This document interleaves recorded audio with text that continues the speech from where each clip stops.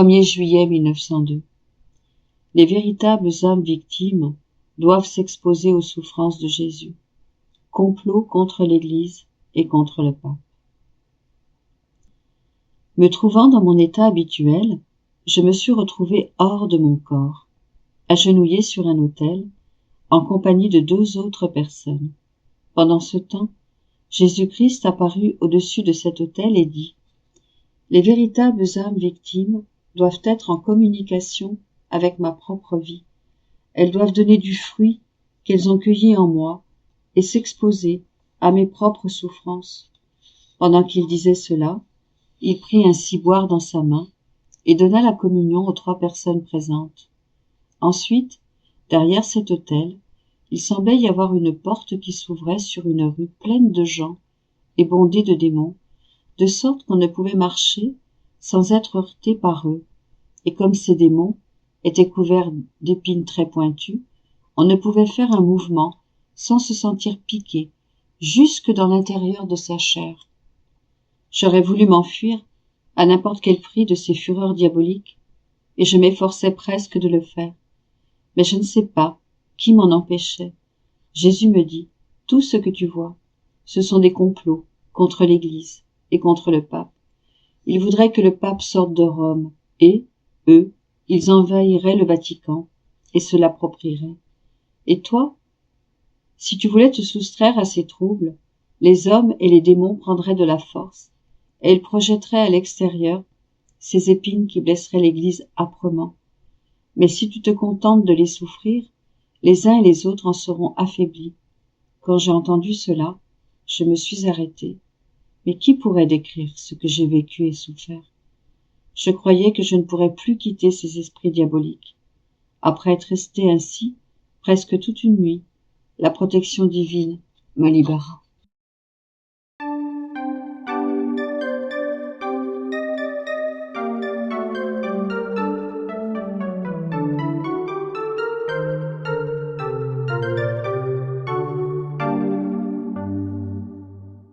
« 1er juillet 1907. Dans la divine volonté, on ne pense plus à ses péchés. Je lisais à propos d'une sainte qui pensait toujours à ses péchés et qui demandait à Dieu le regret et le pardon pour eux. Et je me disais : quelle différence entre cette sainte et moi ?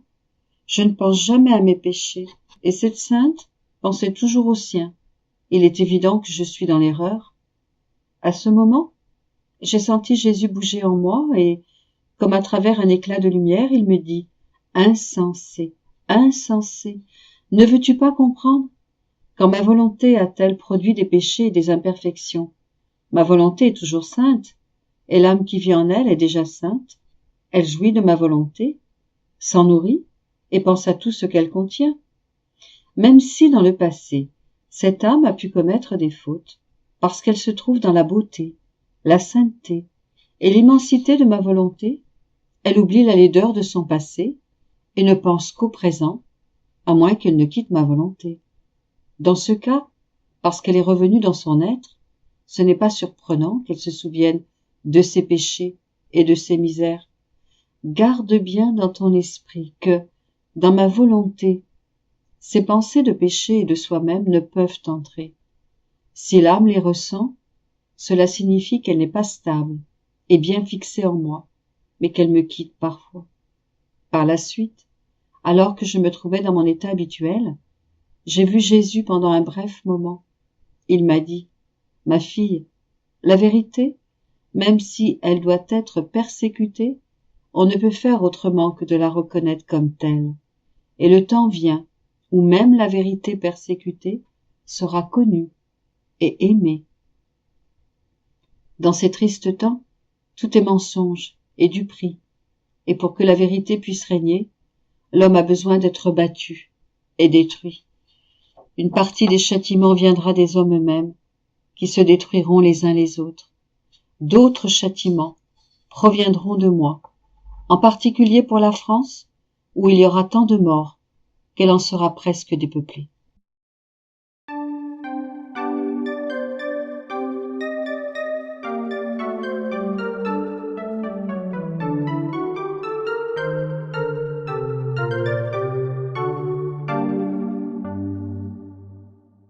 1er juillet 1923. Les effets de la prière et de l'agir dans la divine volonté. La différence entre l'œuvre de la création et la manifestation des vérités à l'âme. Je m'unissais à la très sainte volonté de Dieu en visitant l'esprit de chaque créature et en offrant amour pour amour à mon Jésus pour chaque pensée des créatures. Pendant que je faisais ainsi, une pensée me vint à l'esprit. Quel est l'avantage de prier de cette façon?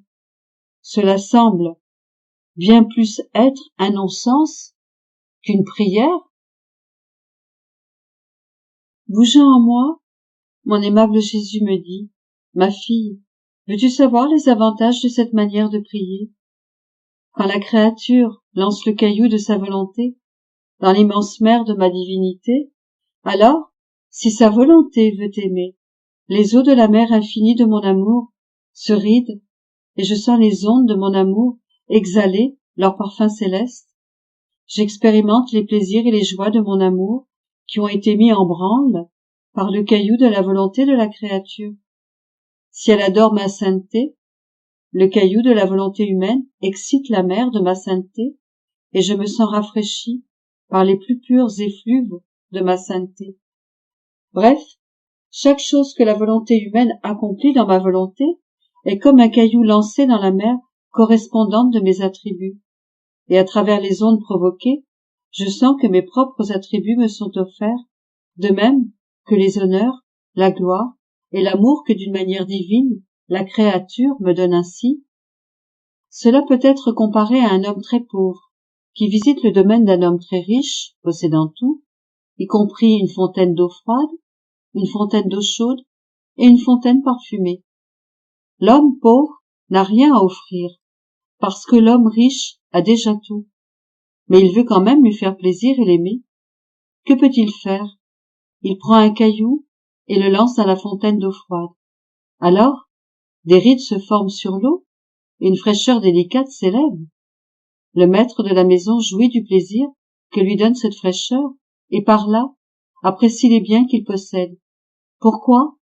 Parce que l'homme pauvre a eu la pensée d'agiter l'eau et que l'eau que l'on agite peut mieux laisser échapper sa fraîcheur, sa chaleur ou son parfum.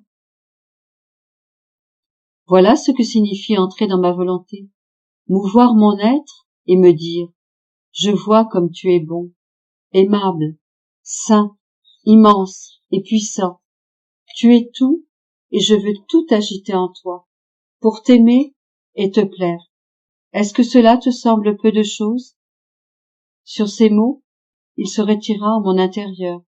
Je pensais, comme Jésus est bon, il semble qu'il aime vraiment se communiquer à la créature et qu'il prend un grand plaisir à révéler ses vérités. Quand il révèle l'une d'elles, elle agit comme un stimulant qui l'amène, par une force presque irrésistible, à en révéler d'autres. Quelle merveille! Quel amour! De nouveau, Jésus sortit de moi. Approchant son visage du mien, il ajouta « Ma fille, tu ne sais pas ce que signifie pour moi révéler mes vérités. Ainsi, tu t'étonnes devant mon plaisir et l'irrésistible force qui m'incite à me révéler à la créature. Celui qui daigne m'écouter et converser avec moi est pour moi source de réjouissance. Tu devrais savoir que lorsque je révèle une vérité pour la première fois, mon action constitue une nouvelle création. J'aime beaucoup révéler les nombreux biens et les secrets qui sont en moi, parce que je suis l'acte qui ne se répète jamais. Je suis toujours sur le point de dire quelque chose de nouveau. Je suis toujours nouveau en amour, en beauté, en bonheur, en harmonie.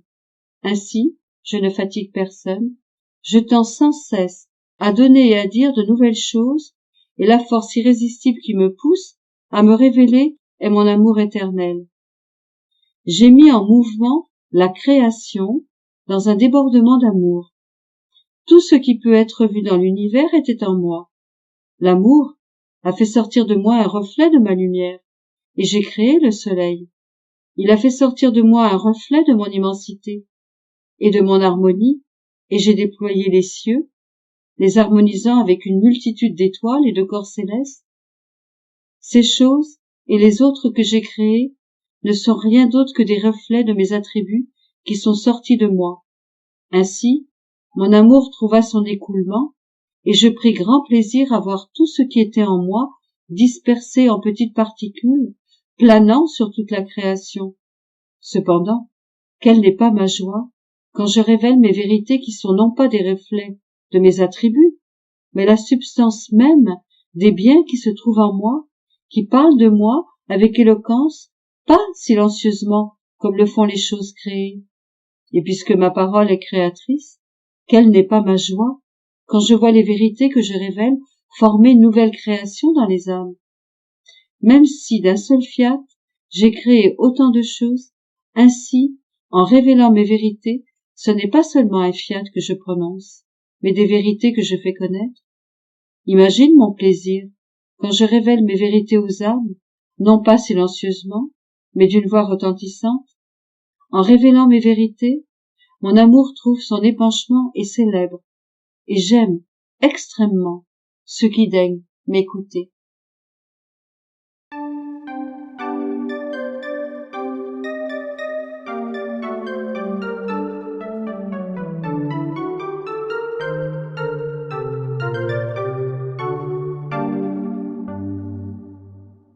Er juillet 1924.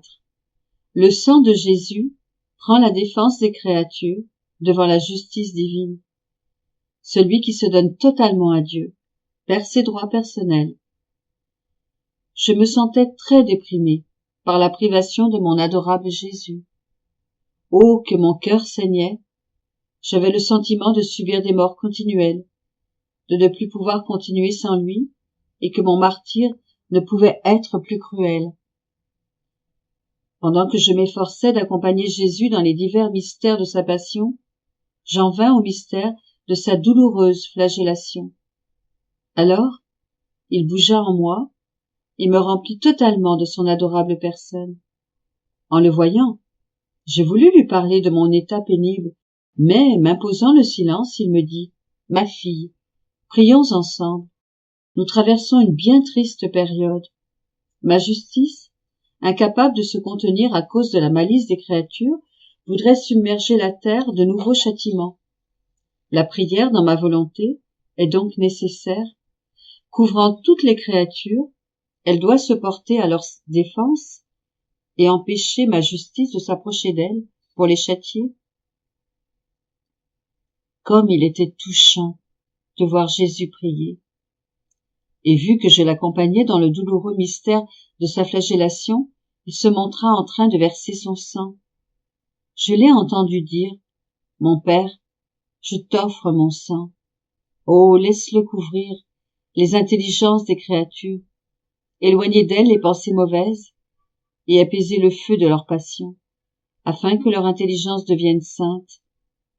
Que ce sang couvre leurs yeux de telle sorte qu'elles ne se laissent pas séduire par les plaisirs mauvais et ne soient pas salies par la boue terrestre.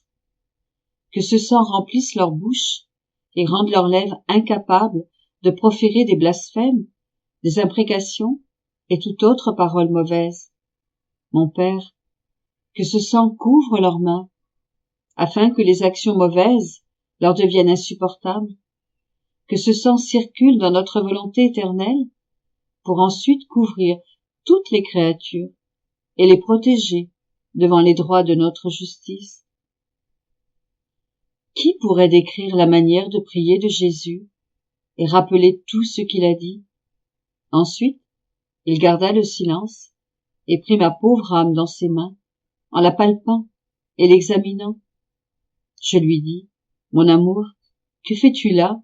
Y a-t-il quelque chose en moi qui te déplaise ?» Il me répondit, « Je pétris ton âme et lui donne de l'expansion dans ma volonté. De toute façon, je n'ai pas à te rendre compte de ce que je fais en toi, car par le fait que tu t'es donné complètement à moi, tu as perdu tes droits. Tous tes droits m'appartiennent. Sais-tu quel est ton seul droit? C'est que ma volonté soit tienne, et que je te fournisse tout ce qui puisse te rendre heureuse, dans le temps et l'éternité. »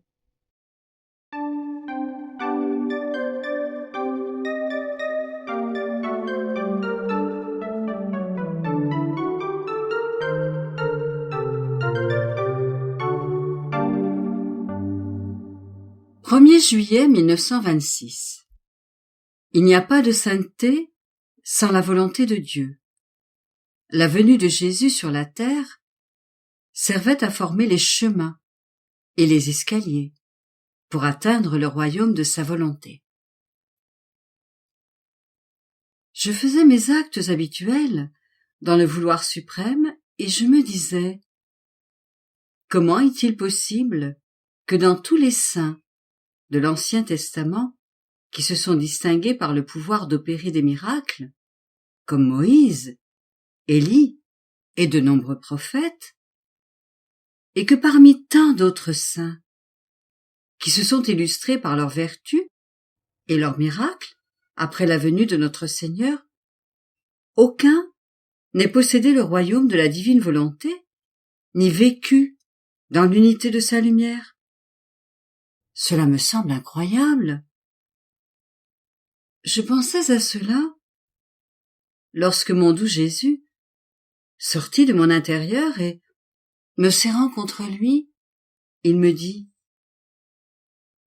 ma fille, il est pourtant réellement vrai que jusqu'à présent personne n'a possédé le royaume de ma volonté, ni joui de la plénitude de l'unité de lumière qu'il contient. Sinon, étant donné que c'est ce qui m'intéresse et me glorifie le plus, et qui non seulement placera tous les droits divins en sécurité, en complétant l'œuvre de création et de rédemption, et apportera à la créature le plus grand bien qui puisse être au ciel et sur la terre, j'aurais fait en sorte de le faire connaître. Tout comme j'ai fait connaître les nombreuses vertus et merveilles de mes saints. J'aurais fait connaître la créature qui aurait possédé le royaume de ma volonté, qui m'est si cher, afin de le transmettre aux autres, en imitant celle qui le possédait déjà. Les saints de l'Ancien Testament se trouvent dans la même condition qu'Adam. Il fallait un rédempteur divin qui, en réunissant la volonté humaine et la volonté divine, devait payer de manière divine la dette de l'homme coupable. Cependant, les saints d'hier et aujourd'hui n'ont pris de ma volonté que ce qu'ils en connaissaient. Les miracles même qu'ils opéraient n'étaient que des particules de la puissance de ma volonté. Ainsi, tous les saints ont vécu soit dans l'ombre de ma volonté, ou dans les reflets de sa lumière, ou en se soumettant à sa puissance, ou encore à l'ordre de ses commandements, car il n'y a pas de sainteté sans ma volonté. Mais ils n'en ont possédé que le peu qu'ils en connaissaient, pas plus, parce que c'est seulement lorsqu'un bien est connu qu'on peut le désirer et arriver à le posséder.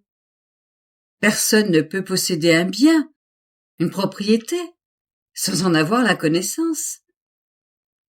Et si quelqu'un le possédait sans le savoir, ce bien demeurerait lettre morte, parce qu'il lui manquerait la vie de la connaissance. Étant donné que ma volonté est ce qu'il y a de plus grand et qui englobe toutes choses, de la plus petite à la plus grande, un grand nombre de choses devraient être connues sur ma volonté et qui surpassent ce que l'on sait sur la création, la rédemption, toutes les vertus et toutes les sciences. Ma volonté devait être un livre pour chaque pas, chaque acte, un livre pour chaque chose créée. La terre entière devait être remplie de volumes de connaissances concernant le royaume de ma volonté, afin de surpasser le nombre des choses créées. Et où sont ces livres? Il n'y en a pas. Seules quelques paroles sont connues, alors que ce livre devrait être à l'origine de chaque connaissance, de toute chose. Étant la vie de chaque chose, il devrait être partout, comme l'image du roi imprimée sur la monnaie qui circule dans un royaume, comme la lumière du soleil qui brille sur chaque plante pour lui donner sa vie, comme l'eau qui étanche la soif des lèvres brûlantes, comme la nourriture qui rassasie la faim de l'homme affamé après un long jeûne. Tout devrait être rempli des connaissances concernant ma volonté. Sinon, c'est un signe que le royaume de ma volonté n'est ni connu, ni possédé. Pourrais-tu me dire quel saint a déclaré qu'il possédait ce royaume et l'unité de la lumière du vouloir suprême? Certainement pas. Moi-même j'en ai peu parlé. Si j'avais voulu parler abondamment du royaume de ma volonté, et si j'avais voulu le former dans l'homme, tout comme Adam, innocent, le possédait, étant donné que c'est le point le plus élevé, le plus semblable à Dieu et à la divine ressemblance, et comme la chute d'Adam était encore fraîche dans les esprits, ils auraient tous été découragés et m'auraient tourné le dos, en disant « Si Adam innocent n'y est pas arrivé et n'a pas eu la constance de vivre dans la sainteté de ce royaume, causant ainsi sa propre chute et celle de toutes les générations dans les misères, les passions et les maux irréparables, comment nous, qui sommes coupables, pourrions-nous vivre dans un royaume si saint? Il est beau, certes, mais il n'est pas pour nous. De plus, étant donné que ma volonté est le point le plus élevé, les voies, les moyens de transport, les escaliers, les vêtements convenables et la nourriture appropriée étaient nécessaires pour pouvoir demeurer dans ce royaume. Ainsi, ma venue sur la terre servit à former tout cela. Mes paroles, mes œuvres, mes souffrances, mes prières et mes exemples ont institué les sacrements. C'étaient des voies que je formais, des moyens de transport pour les faire arriver plus rapidement, des escaliers pour leur permettre de monter.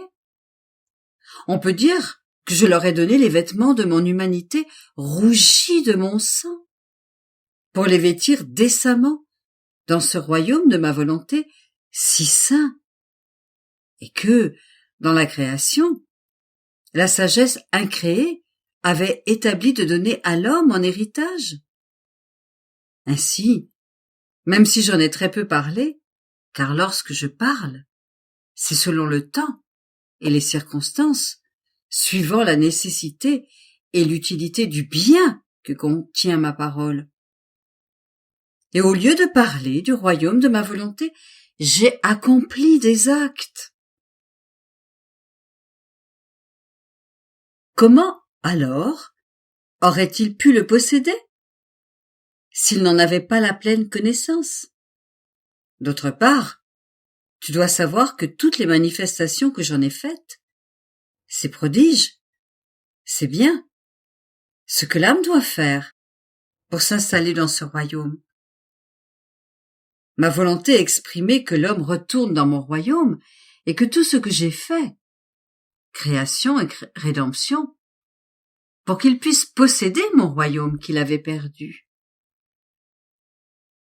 sont des liens de transmission, des portes d'entrée, des dons que je fais, des instructions sur la façon de vivre dans ce royaume, et l'intelligence pour leur faire comprendre le bien qu'ils possèdent. Si tout cela manquait, comment les hommes pouvaient-ils posséder ce royaume de ma volonté?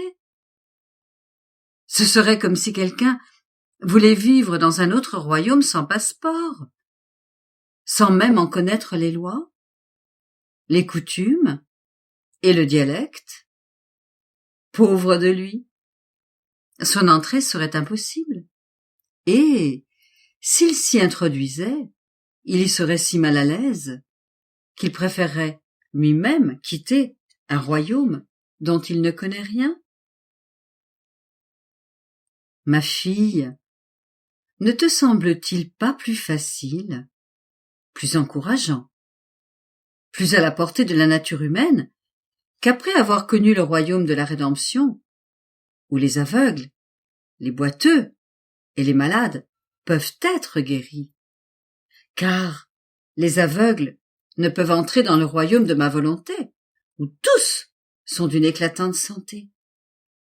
Les hommes, trouvant tous les moyens offerts dans le royaume de rédemption, et le passeport de ma passion pour entrer dans le royaume de ma volonté, animés à la vue d'un si grand bien, décideront de prendre possession de ce royaume. Par conséquent, sois attentive et ne cherche pas à restreindre les biens du royaume de ma volonté. Ce que tu fais, lorsque tu ne manifestes pas tous les dons que je fais, et où j'ai établi ce qui doit être placé dans le royaume de ma volonté pour le bien de ceux qui vont le posséder.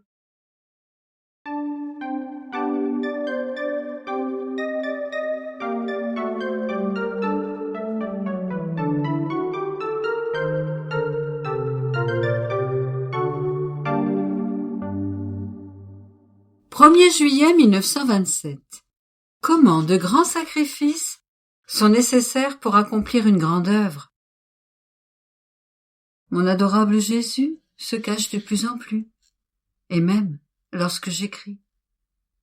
Je ne ressens plus sa lumière, comme j'en avais l'habitude, presque jusqu'à aujourd'hui, lumière qui me murmurait les mots concernant ce qu'il voulait que j'écrive.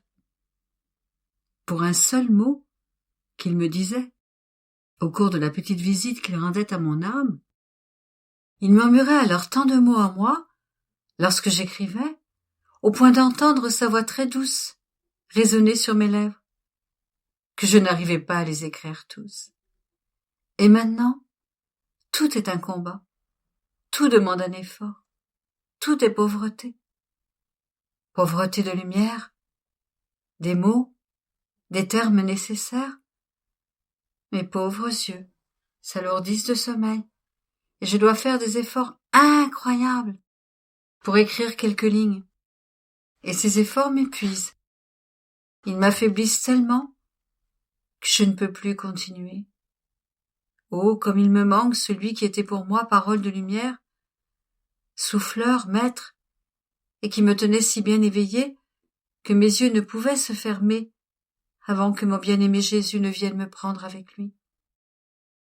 C'est pourquoi, après tout cela, après avoir écrit au prix d'une incroyable lutte, je me disais que ce n'était peut-être plus la volonté de Dieu que je mette sur le papier ce que mon bienheureux Jésus me disait. Et si Dieu ne le veut pas, moi non plus.